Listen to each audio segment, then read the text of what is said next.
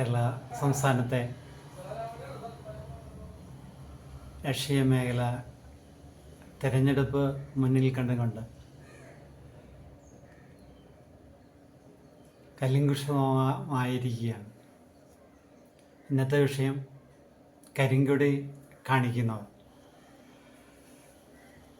കേരളത്തിൽ ജാതിചിന്ത കുറവാണെന്ന് പറയാറുണ്ടെങ്കിലും സമുദായ പരിഗണനകൾ തന്നെയാണ് സ്ഥാനാർത്ഥിയെ നിശ്ചയിക്കുന്നതും നിയമസഭാ പാർലമെൻറ്റ് മണ്ഡലങ്ങളിൽ മത്സരിപ്പിക്കുന്നു. സമുദായത്തിൻ്റെ ആളെണ്ണം നോക്കിയാണ്, അയാളുടെ കഴിവ് നോക്കിയല്ല പലപ്പോഴും ജനാധിപത്യത്തിൽ ഒരാളെ മഹത്വവൽക്കരിക്കുന്നത്. ഇടത് മന്ത്രിസഭയുടെ കാലഘട്ടം അത്തരം IQ കുറഞ്ഞവരുടെ കാലഘട്ടമായി 21ാം നൂറ്റാണ്ടിൽ കേരളത്തിലെ നല്ലൊരു വിഭാഗം ജനങ്ങളും ഇപ്പോൾ കരുതുന്നു. ഒരു സംസ്ഥാനത്തെ ആരോഗ്യമന്ത്രിക്കുണ്ടായിരിക്കേണ്ട കാര്യപ്രാപ്തിയോ നിയന്ത്രണ പാഠവമോ ഇല്ലാത്ത ശ്രീമതി ശൈലജ ടീച്ചർക്ക് ശേഷമാണ് ആരോഗ്യമന്ത്രിയായി ശ്രീമതി വീണ ജോർജ് വരുന്നത്. ഏറെക്കുറെ പ്രസന്നത തെളിഞ്ഞ അവരുടെ മുഖഭാവം സംസ്ഥാനത്തിൻ്റെ കുത്തഴിഞ്ഞ ആരോഗ്യമേഖലയെ ചൊടിയുള്ളതാക്കി മാറ്റുമെന്ന് പ്രതീക്ഷിച്ചിരുന്നു.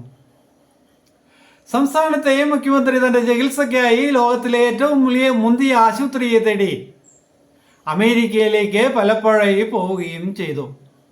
അപ്പോഴും കേരളത്തിലെ സർക്കാർ ആശുപത്രികളിലെ ചികിത്സ കോരന് കഞ്ഞികുമ്പിളിൽ തന്നെ എന്ന തോതിൽ ലഭ്യമായിരുന്നു.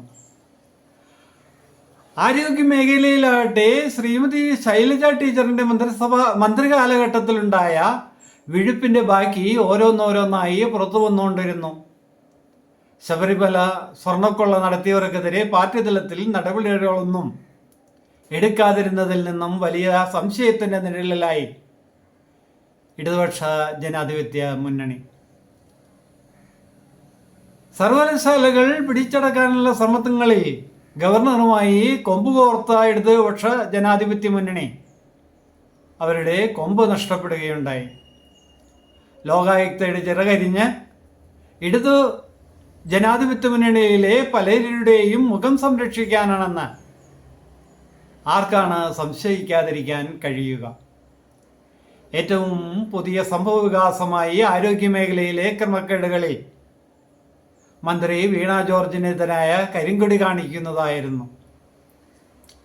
കരിങ്കൊടി കാണിക്കുന്നതിൽ ഇടതു ജനാധിപത്യ മുന്നണിക്ക് വലിയ മേൽക്കോയ്മ അവകാശപ്പെടാമെങ്കിലും 3ഉം 4ഉം പേരുമായി കരിങ്കൊടി പ്രകടനങ്ങൾ ഇപ്പോഴത്തെ പ്രതിപക്ഷവും ഈ നിയമസഭാ തിരഞ്ഞെടുപ്പ് കാലയളവിൽ നടപ്പിലാക്കി.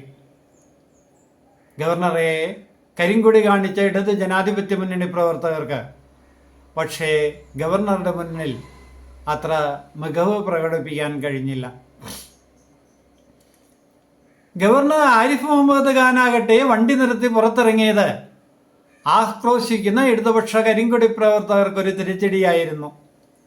സംസ്ഥാന മുഖ്യമന്ത്രി പിണറായി വിജയന്റെ വാഹന വ്യൂഹത്തിന് നേരെ ചീറിയെടുത്ത കരിങ്കൊടി പ്രവർത്തകരെ നേരിടാൻ DYFIയും ഉണ്ടായിരുന്നു. ഇടതുപക്ഷ ജനാധിപത്യ മുന്നണി പ്രവർത്തകരുടെ ചെരിച്ചിട്ട് കൊണ്ടുള്ള നേരിടലിൽ പക്ഷേ കരിങ്കൊടിക്കാർക്ക് രക്തം ചിന്താൻ മാത്രമേ കഴിയുമായിരുന്നുള്ളൂ. മുഖ്യമന്ത്രി പിണറായി വിജയൻ പക്ഷേ അത്തരം ചെഴിച്ചട്ടി പ്രയോഗങ്ങൾ രക്ഷാപ്രവർത്തനമായി ചിത്രീകരിക്കുകയാണ് ഉണ്ടായത്. ആരോഗ്യമന്ത്രി ശ്രീമതി വീണ ജോർജ് മുഖ്യമന്ത്രി പിണറായി വിജയന്റെ രക്ഷയ്ക്കായി എത്തിയവരുടെ ചെടിച്ചട്ടി പ്രയോഗം തനിക്കെതിരെ കരിങ്കൊടി കാണിക്കുന്നവർക്കും ലഭിക്കുമെന്ന് പ്രതീക്ഷിച്ചിരുന്നു. റെയിൽവേ സ്റ്റേഷനിൽ ഏതാനും കരിങ്കൊടി പ്രവർത്തകർ കരിങ്കൊടിയെ മുദ്രാവാക്യം വിളിച്ച് ആരോഗ്യമന്ത്രി വീണ ജോർജിനെ സ്വീകരിച്ചപ്പോൾ പഴയ ഗവർണർ ആരിഫ് മുഹമ്മദ് ഖാനെ പോലെ കരിങ്കൊടിക്കാർക്ക് നേരെ ചീറിയെടുക്കാൻ മന്ത്രി ശ്രമിക്കുകയുണ്ടായി. എല്ലാം ചീറ്റിപ്പോയപ്പോൾ നിയമസഭാ തിരഞ്ഞെടുപ്പെടുത്ത ഈ നാളിലെ അവസാന ആശ്രയമായി കയ്യേറ്റം നടന്നു എന്ന പ്രചാരണത്തിന് ഇടതുപക്ഷ ജനാധിപത്യ മുന്നണി കിണഞ്ഞ് പരിശ്രമിക്കുകയാണ്. കൂടുതൽ അന്വേഷണങ്ങളിൽ ഈ വസ്തുത വ്യക്തമായി തെളിയുമെന്ന് നമുക്ക് പ്രതീക്ഷിക്കാവുന്നതുമാണ്. 21-ാം നൂറ്റാണ്ടിലെ ഇടതുപക്ഷ മന്ത്രിസഭയുടെ കാലഘട്ടം ഐക്യു കുറഞ്ഞവരുടെ കാലഘട്ടമായി കേരളത്തിലെ നല്ലൊരു വിഭാഗം ജനങ്ങളും കരുതുന്നു. അതുകൊണ്ട് തന്നെ ഇത്തരം ഐക്യു കുറഞ്ഞവരുടെ രക്ഷാപ്രവർത്തനങ്ങൾ കേരള ജനത അടുത്ത നിയമസഭാ തെരഞ്ഞെടുപ്പിൽ രണ്ട് കൈയും നീട്ടി സ്വീകരിക്കുമോ എന്ന് കാണേണ്ടിയിരിക്കുന്നു എന്ന് പറഞ്ഞുകൊണ്ട് ഇന്നത്തെ അവസാനിപ്പിക്കുകയാണ്. നന്ദി, നമസ്കാരം.